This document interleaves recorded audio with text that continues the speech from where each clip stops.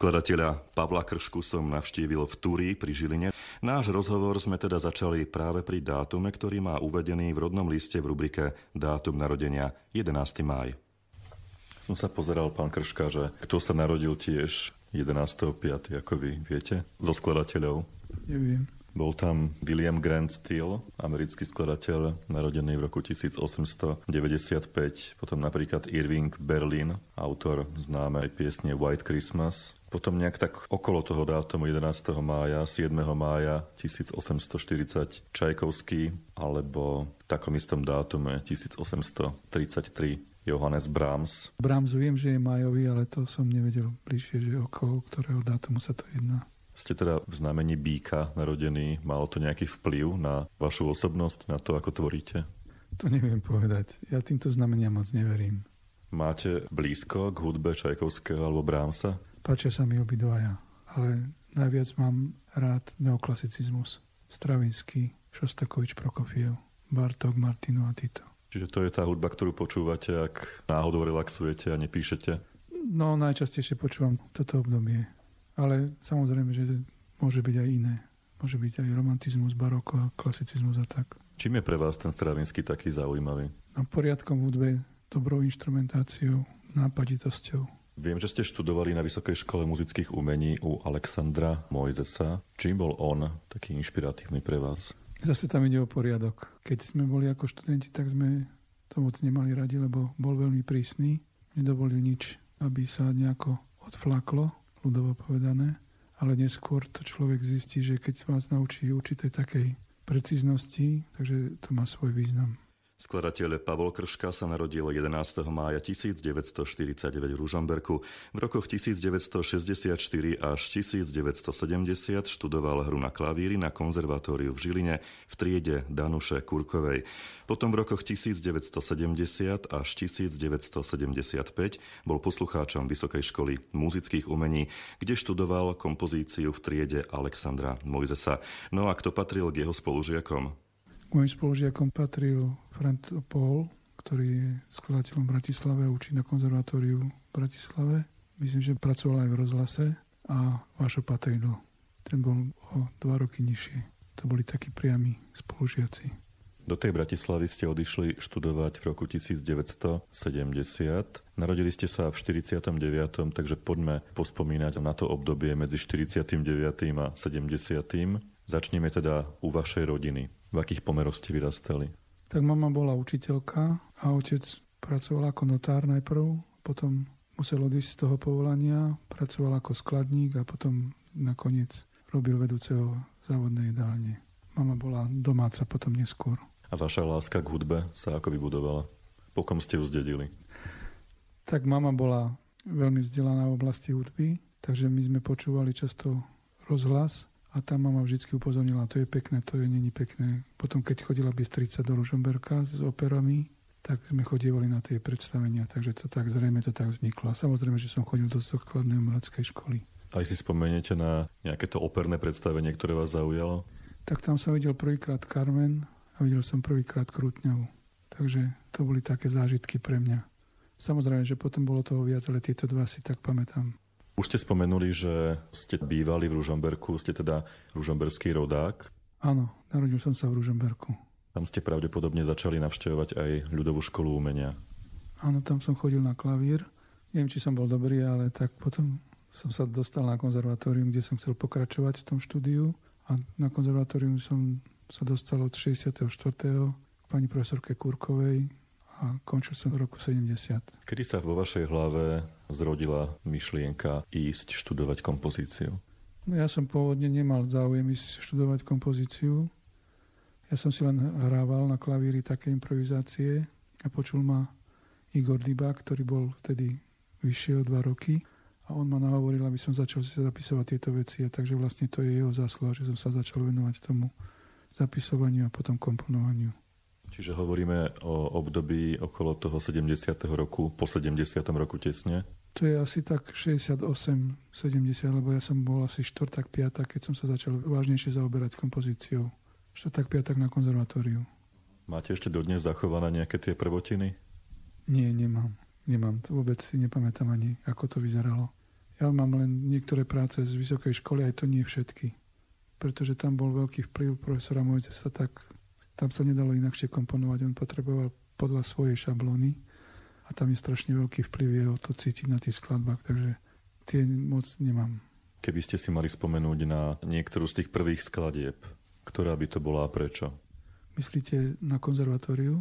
Viem, že som robil na nejaké texty Pavla Orsága Hviezdoslava, ale ako to vyzeralo, to teraz neviem.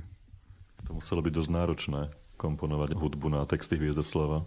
Tak keď je človek mladý a nevidí ďalej, tak sa to tak akože ľahšie robí. Myslím, že teraz by to bol väčší problém, lebo človek by si uvedomoval všetky úskalia. Vtedy som to bral normálne asi ako text. Keď ste odchádzali na prijímacie pohovory na VŠMU, na štúdium kompozície, čo ste si niesli pod pazuchou? Myslím, že tam bolo nejaké kvarteto a čo tam ešte bolo, to neviem, to si už nepamätám. Viem, že ma skúšali pán profesor Ciker, pán profesor Kardoš, pán profesor Mojzes a bol tam aj pán profesor Rušovský. A to bolo asi všetko v tej oblasti kompozície. A myslím si, že keby mali viac žiakov, tak asi by som sa nedostal, pretože som nemal také remeselné zručnosti, lebo som nebol školený v oblasti tej kompozície. Ale s Frantom Polom sme sa dostali obidvaja do ročníka, takže my sme potom chodili spolu. A nasledovalo potom teda 5 rokov štúdia kompozície na VŠMU v Bratislave. Potom taký zaujímavý jav, že vy ste sa z tej Bratislavy stiahli naspäť na sever Slovenska. Vás tá Bratislava nelákala? Myslím si, že dôležité bolo, že sme dostali byt v Žiline a boli sme ako mladá rodina, ja som už bol ženatý, takže to rozhodlo. Ale myslím si, že aj tak by sme asi v Bratislave neboli zostali. Na rádiu Devín počúvate Ars muziku, dnes z Banskej Bystrice. Vašim spoločníkom je Ľuboš Kovaček. Pavol Krška sa po ukončení štúdia kompozície na Vysokej škole múzických umení vrátil na sever Slovenska do Žiliny, kde prijal miesto pedagóga na konzervatóriu. Áno, do roku 1976, lebo som robil rok vojny vo úse. No a odtedy tam som učil doteraz hudobno-teoretické predmety. Neskôr sa pridala aj skladba. Aké výsledky ste dosiahli, čo sa týka vyučovania skladby z vášho pohľadu? No, tak môjim najšikovnejším žiakom je Lukáš Borzík. I keď tá návštevnosť nebola taká, lebo on to nemal ako hlavný predmet, to chodil len na taký krúžok. Potom sú ďalší žiaci, ktorí teraz študujú, ale najvýraznejší myslím, že je on. O tých ostatných sa ešte ukáže. Tou školou, kde ste učili, nebolo teda len Žilinské konzervatórium, ale mám pocit, že ste stáli aj pri zrode katedry hudby na Žilinskej univerzite. Áno, bolo to v začiatkoch, že sme chodili tam akože vypomáhať. Ja som tam učil hudobnú teóriu a improvizáciu. Bolo to zaujímavé, ale myslím si, že tá parketa moja mne je bližšia, tá stredná škola. V súčasnosti bývate v Turí pri Žiline. Je to dedina pár kilometrov vzdialená od Žiliny. Tu teda prebieha aj ten proces vašej tvorby. Čím sa inšpirujete? Myslím, že celé to prostredie, ktoré je okolo, je veľmi krásne. Manželka sa stará o krásnu záhradu plno kvetov. Je to iné ako bývať v meste. Je to vtáčky, potok a tak ďalej. Celá príroda. Hovoríte o prírode, napriek tomu tá vaša tvorba siaha viac menej do duchovnej oblasti? Ale všetko ovplyvňuje. To je vyjadrenie vlastne toho celého prostredia, v ktorom človek sa pohybuje. Tak to ovplyvňuje aj výber prostriedkov, aj tú tvorbu, to je jedno, že akákoľvek to je. Keď tak pozerám na ten váš zoznam opusov, Requiem, Stabat Mater, Omša, Te Deum, všetky tieto diela vznikli až po nežnej revolúcii. Dovtedy ste nemohli komponovať, alebo prečo až po tomto dátume? Ja som predtým komponoval pre ružomberský spevokol, ktorý viedol don Štefanov Los, ale pod menom P.K. Rubčan, akože z Ružomberka, tak mi dali pseudonym Rubčan. A tam vzniklo oratórium Konštantína Metod, Peter I z 12 a Mária a Jozef. Takže sú to nahrávky také amatérske z toho obdobia. Nútil vás režim písať pod pseudonymom? Bál som sa, že by ma vyhodili zo zamestnania, keby vedeli, že robím túto duchovnú tvorbu. Takže som vystupoval pod tým menom. Čiže tá nežná revolúcia znamenala príchod slobody? No v tejto oblasti áno. Pretože môžem slobodne sa rozhodnúť, čo chcem komponovať. A tie texty sú mi blízke, takže rád to robím. Pavol Krška je duchovne silne založený človek, skomponoval množstvo duchovnej tvorby. Poďme sa však spolu s ním pozrieť na tú svetskú časť jeho kompozícií. No tak tam je rôzne oblasti, buď v komornej hudbe.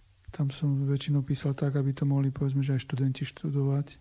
Čiže napríklad sonáta pre pozávnu a klavír, ktorá teraz odznela v úprave pre orchester, čiže koncert pre pozávnu a klavír, koncert pre flautu, bicie a orchester. Z tých väčších potom symfónia teraz posledne. Potom rôzne úpravy slovenských ľudových piesní. To, čo potrebovali žiaci a prípadne keď nejakí kolegovia chceli alebo niekto chcel, tak som sa snažil vyhovieť. Z tohto pohľadu bolo asi veľmi produktívne, že ste učili na konzervatórium, že tá vaša tvorba neostávala len niekde v šuflíku, ale momentálne išla na javisko. No je to výborná vec, keď človek dopíše vec, sa môže zahrať, pretože si oskúšava, čo spravil dobre a čo nevyšlo. Takže v tomto je to výhoda.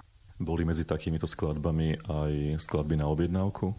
Áno, boli.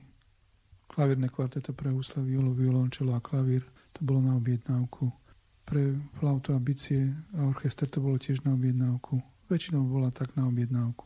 A Očenáš bol tiež na objednávku. Okrem toho ružomberského zboru ste spolupracovali, alebo možno, že aj spolupracujete s bratislavským zborom Apollo? Áno, to je tak, že dirigent, ktorý mi robil rekviem v Námestove, išiel študovať do Bratislavy a tam začal pôsobiť s tým zborom Apollo a zostal v Bratislave, čiže vlastne to sú väzby na dirigentov. Vlastne ten pán Kolena mi premiéroval rekviem Stabat Mater, omšu, Te Deum, Missa Solemnis. Ak spomíname Stabat Mater, to už sme sa v rozhovore s Pavlom Krškom dostali do roku 2005. My sa však v nasledujúcom rozhovore vrátime naspäť o 13 rokov, do roku 1992, v ktorom stal Pavel Krška pri zrode jedného telesa. Na Rádiu Devín počúvate aj 6 minút po 10. Ars muziku. Tá dnešná k vám putuje z mesta pod Urpínom a sprevádza vás ňou Ľuboš Kovačech. Vráťme sa do roku 1992, kedy ste bol jedným zo spoluzakladateľov alebo jedným zo zakladateľov detského orchestra u Salesiánov. No, Salesiani sa radi venujú deťom a hudbe a s kolegom, s inžinierom Petrom Ráblom sme sa dohodli, že budeme sa venovať deťom v takej forme, že budú chodiť hrávať pri omšiach. A tak vznikal pomaly detský orchester. Najprv ich bolo 5, potom 10 a tak ďalej. Dnes my tam už nie sme, už máme svojich nasledovníkov. Dneska majú okolo 50 členov. Tento orchester účinkoval na svätých omšiach každý týždeň, ale okrem vlastne týchto účinkovaní to boli aj mnohé turné a nie len na Slovensku. Áno, chodievalo sa. Tak záležalo podľa toho, aké boli finančné podmienky. Ale pre ten orchester bolo treba písať rôzne veci. Tak väčšinou sme sa striedali. Ja som komponoval a ten kolega Petr Vrábel upravoval. Takže väčšina sme sa tak delili svoju prácu. A tam tiež sa dalo všeličo naučiť, pretože tam boli rôzne také obsadenia netradičné. Čiže vlastne to bola dobrá škola aj pre mňa. Hovoríme o detskom orchestri u Salesiánov. Padlo tu už aj niekoľko slov na tému vašej duchovnej tvorby. Čo vy a Boh? Som veriaci a malo by to byť vidno v tej tvorbe. To je asi všetko. A vidno to nie len v tvorbe, ale výsledkom práve tohto, o čom hovoríme, bola aj cena, ktorá vám bola udelená v roku 2003. Dostal som cenu Fra Angelika za prínos k duchovnej tvorbe na Slovensku od biskupskej konferencie. Je to pre mňa podsta. Keď sa ešte vrátime k tomu detskému orchestru, dočítal som sa, že medzi jeho prvými členmi boli Martin a Katka Krškovci. No viete, pri svätých omšiach deti obyčajne vyrušujú, tak aby nevyrušovali, tak sme ich zamestnávali tým, že sme im dávali hrať počas tých častí, kedy sa mohlo hrať. Tak vlastne vznikal celý ten orchester, že sme ja svoje deti, inžinier Vrábel svoje deti a potom k tým deťom kamaráti a tak ďalej, tak sa to rozrastalo. Takže tak to je. Skladateľ Pavol Krška pracuje už takmer 35 rokov v meste Podubňom. Dnes síce býva na nedalekom vidieku, ale práve on niekoľko desiatok rokov tvoril a stále tvorí neodmysliteľnú súčasť hudobného života Žiliny. Aký tento život je? Ťažko mi tak na to odpovedať, pretože teraz som nechodil na koncerty tým, že sme sa presťahovali, trošku tie spoje sú také zložitejšie, ale myslím si, že Žilina ako po tej hudobnej stránke je dobre zásobená jednak tým ŠKO a jednak aj, že sú koncerty konzervatória. Takže myslím si, že ľudia sa nemôžu sťažovať, že by tu nemali nejaké možnosti vyžitia po tej hudobnej stránke. Z toho, čo som si mal ja možnosť všimnúť, aj ten dom umenia Fatra navštevuje taká dosť silná komunita ľudí, je to tam vždy plné. Tak Eškao má svoje publikum, ktoré myslím si, že s radosťou sa stretávajú, že to sú už také akože skoro rodinné zväzky. Ľudia sa poznajú medzi sebou, tak to pre Eškao je výhoda. A dôkazom toho silného publika, to, o čom hovoríte, že sa tu ľudia poznajú a vážia si jeden druhého, bol aj koncert v Dome umenia Fatra 21. mája tohto roku. No, bolo to veľmi milé. Jednak, že Eškao urobilo ten koncert, tak pre mňa je to podsta. Potom to publikum bolo veľmi dobrosrdečné a dúfam, že sa im to páčilo. A čo na tomto koncerte zaznelo? Koncert pre pozavnú a orchester, symfónia a requiem. To requiem ste možno tak trochu netradične komponovali na slovenské texty. Latinsky moc nerozumiem. Viem len tak zhruba určiť obsah tých slov. A slovenčina sa mi zdá vhodná preto, aby som to písal v nej, pretože jednak, že tam tie texty sú veľmi hlboké a krásne a pre poslucháčov sú, dalo by sa povedať, že objavné, pretože naraz zistia, čo všetko je v tých slovách skryté, keď sa to zaspieva po slovensky. Kde bolo premiérované toto dielo? To dielo bolo premiérované v Námestove v roku 1989, kde dirigoval Milan Kolena. Bolo to pri prvom výročí smrti jeho brata, ktorý sa utopil. A dôkazom toho, že nie ste len taký regionálny skladateľ, je povedzme aj ten fakt, že v roku 2006 odznelo vaše Tédeum na bratislavských hudobných slávnostiach. No to bolo pre mňa podsta. Ja som bol sám veľmi milo prekvapený, že si to vybrala pani profesorka Juhaňáková. Samozrejme, že som sa tomu tešil a teším sa, pretože to je určitým spôsobom vyznamenanie, že to odznelo na BHS. V roku 2003 odzneli v premiére vaše pašie podľa Marka. No ja som urobil všetky pašie pre také obsadenie, aby sa to dalo predvádzať v kostoloch. Takže medzi nimi patria aj Markové. Ale prvé boli Jánové. Najprv som napísal Jánové, ale neviem, v ktorom roku, to by som musel si pozrieť. Skladateľ Pavol Krška oslávil v máji tohto roku jubileum. Zaujímalo ma, na čo je najviac hrdý. To neviem, čo by som povedal na to. Človek vidí, čo všeličo nedokázal, čo mohol urobiť viac. Vidí, čo všetko dokázal a dúfa, že bude mať ešte možnosť niečo dokázať. No, to je v podstate také inšpirujúce, keď človek vidí, čo nestihol, tým pádom vie, čo by ešte chcel stihnúť, takže čo máte pred sebou. Chcel by som ešte nejaké veci urobiť pre väčšie obsadenia, ale ešte konkrétne tak nemám. Mám to len, je to tak skôr hľadanie, čo by som chcel robiť. Nápady sú, ale ešte to nemám konkrétne tak urobené. Tak ste na dôchodku, máte možnosť premýšľať. Áno, teším sa, že bude leto. Budeme sa prechádzať s manželkou v prírode a snad niečo príde, nejaká inšpirácia. Tuto nedaleko od Túria, v ktorom žijete, je Rajec. My sme sa niekoľko rokov stretávali v máji v Rajci. Boli ste predsedom poroty na prehliadke slovenskej hudobnej tvorby pre deti a mládež. Čo hovoríte na túto súťaž? No je to, nechcem povedať, že ja to nemám moc rád, že geniálna myšlienka, ale naozaj je to geniálna myšlienka, pretože slovenskí autori majú možnosť komponovať pre deti a sa im to uvádza. Teraz tá prehliadka je v takom štádiu, že víťazné typy, ktoré jeden rok zvíťazia, pre nich sa napíše špeciálne skladba a tak sú oslovovaní skladatelia nielen tí starší, ale najmä mladí skladatelia, čiže majú možnosť si skúsiť, čo to je písať na objednávku pre deti, pretože to je oveľa zložitejšie ako písať pre renomovaných hudobníkov. Takže gratulujem Rajcu, že má takú súťaž a je to prínos pre slovenskú hudbu. Aký je to pocit pre skladateľa sedieť na takej prehliadke a povedzme v tom minulom ročníku, v tom 16. bolo tej krškovej hudby naozaj neúrekom? No niekedy sa mi smiali, že to si robím sám festival pre seba, lebo tam bolo skoro každé číslo bolo niečo odo mňa. Tak je to milé, keď hrajú skladbu, najmä tie deti, lebo to je také bezprostredné, ale Vôbec na tie prehliadky rád chodím, pretože to je pre mňa poučné. V dobe vášho štúdia na Vysokej škole muzických umení znamenalo byť skladateľom oveľa viac pravdepodobne ako dnes. Nikdy ste neobanovali práve takúto voľbu?